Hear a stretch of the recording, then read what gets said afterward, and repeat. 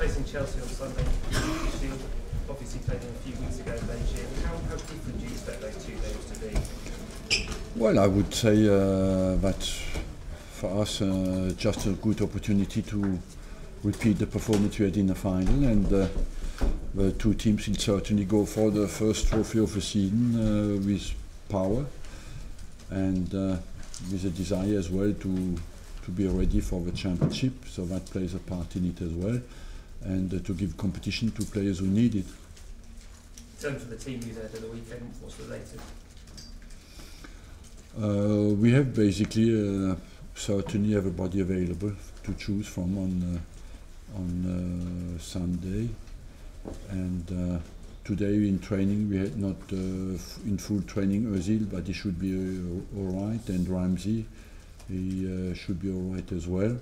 Some players are just coming back, like Sanchez, Mustafi, and I haven't decided yet if we will involve them or not. What was the issue with Özil and Ramsey today? Why were they not trained? A little muscular problem, and Özil a little ankle problem. And is Francis Coquelin, is he available for the weekend? No, he is not, but he got injured again in the Emirates Cup.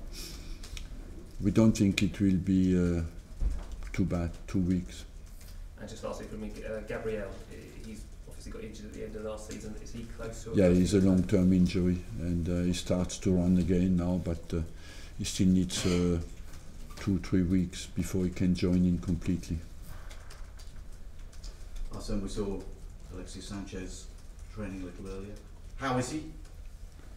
Good, as you could see it in training, and he had a good rest, so he needs to work on his fitness, but once he's in the game he's sharp, and he looks like he has never been away.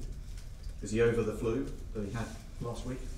He's over the flu, yes, and I told you always it's no problem, was never a problem for us. Tell me, what sort of frame of mind is he in with all the uncertainty surrounding his future? A frame of mind of football play is quite easy, you know. Once you go out and play, you focus on the game and you enjoy the game. This is a thing that passes quickly in your life, so enjoy every single moment, and he loves so much the game that what he does. Have you had a conversation with him? Of course. His future? I speak to my players like... What can you tell us then? Nothing. Well, has he asked to leave? I just answered your sentence. I will not give you anything away on that, because that's the only thing I can tell you. He is focused. My decision is clear. He will stay, and he will respect that, and that's as simple as that. Has he given you any indication that he will sign a new deal? That's again, we do not want to come back out on that, because it's every negotiation or not negotiation has to be a little bit secret. The transparency society is very pushy, but we have to resist a little bit, as much as we can. And we know as well that we have a duty to inform people, but some things, to talk about some things is not information anymore, it's suicide. You remain confident that he will certainly be here for the coming season?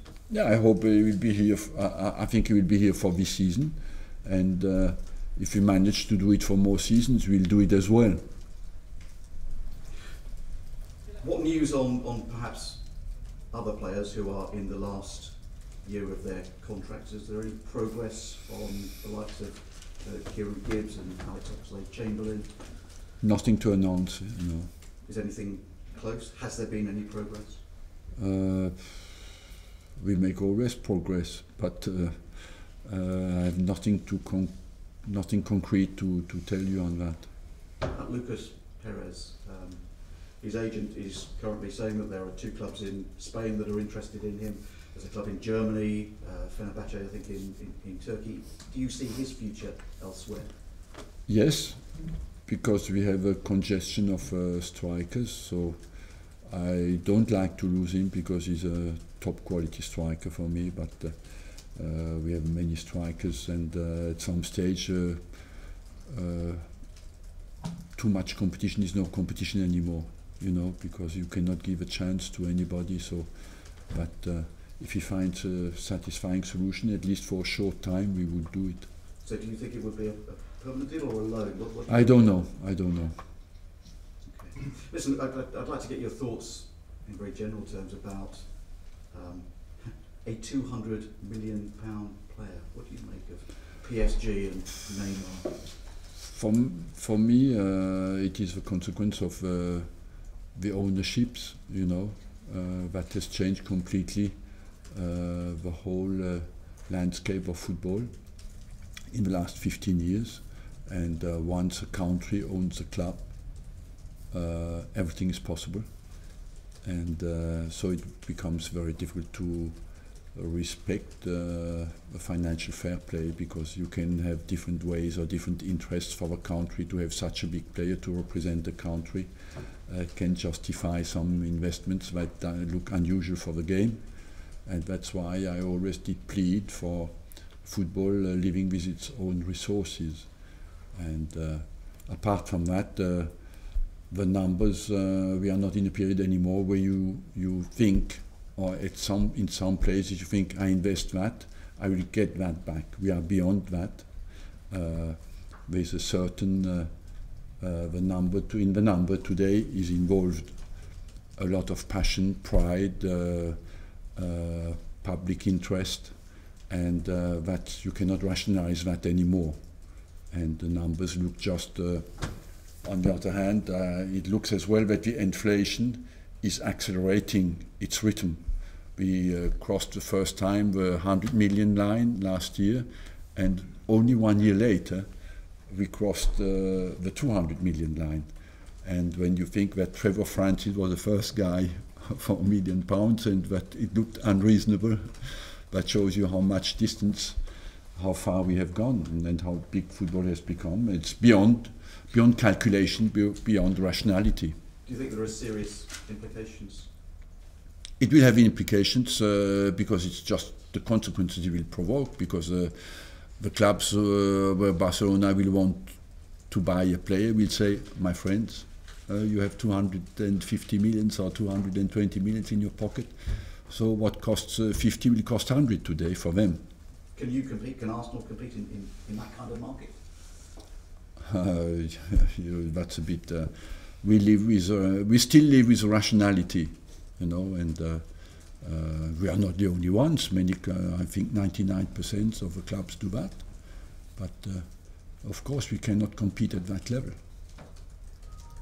Arsene, was you quite pleased when this deal going through, because Alexis Sanchez was linked with PSG, which presumably makes your hand stronger? Look, I'm pleased that I have him available and focused to play, and I believe that we all signed contracts, and as long as we are under contract, we respect the contract, and that's what Sanchez does. And in terms of Neymar's wages, talk of £500,000 a week. I mean, do you think is that obscene, or is that what's it like now dealing with your players and their contract disputes?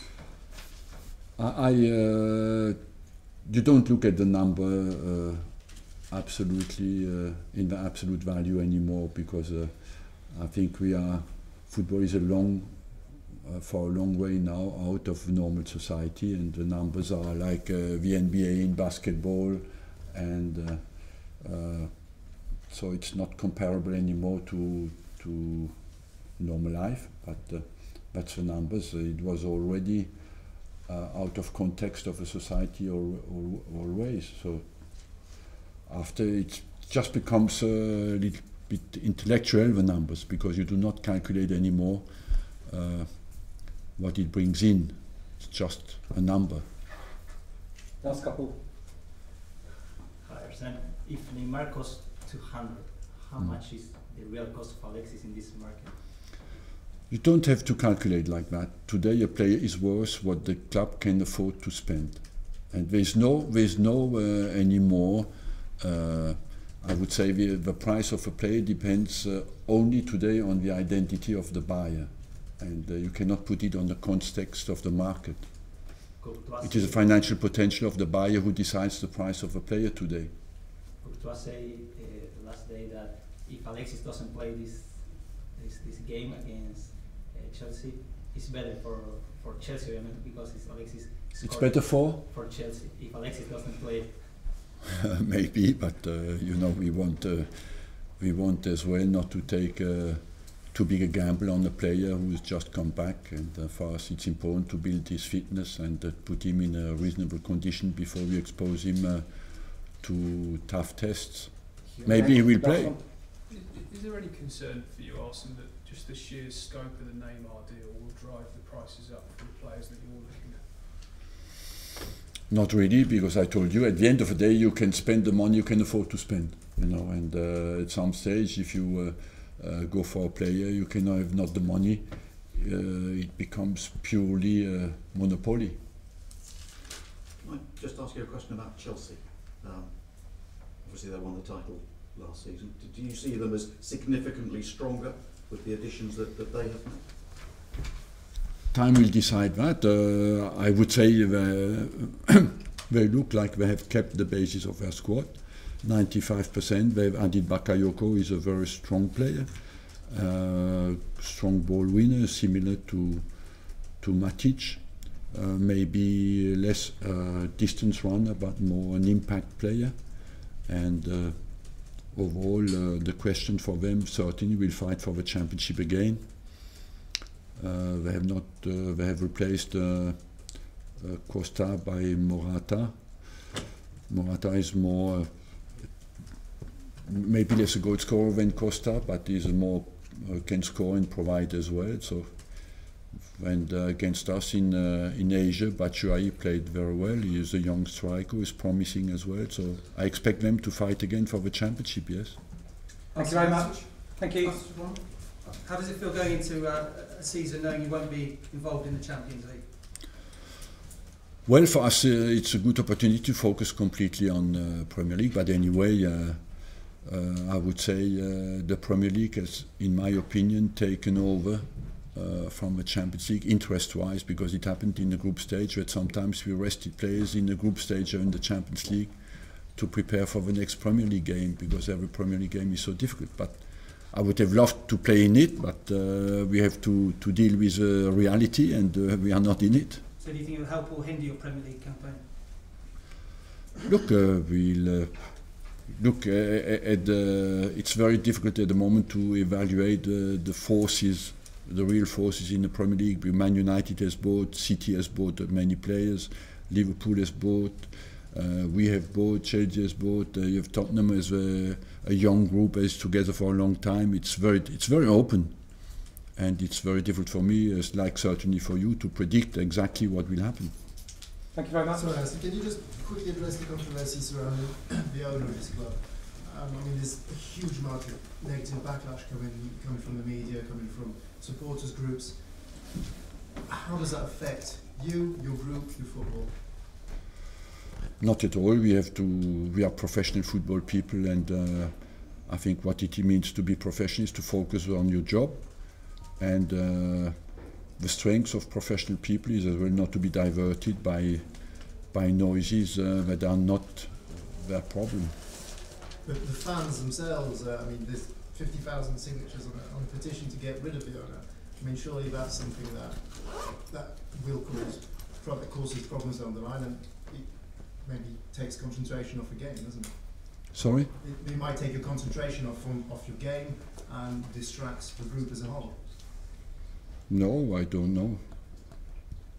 I think to be professional is to focus on what is your job, and after that, that's the only way we can do that. We are focused on our job is to show it on Sunday. Next game is always the most important. Thank you very much. And yourself on the morality behind a channel that shows animals getting killed?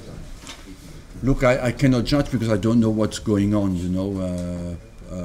I have not been informed about that, and so I cannot give you any more information on that. Thank you. Thank you.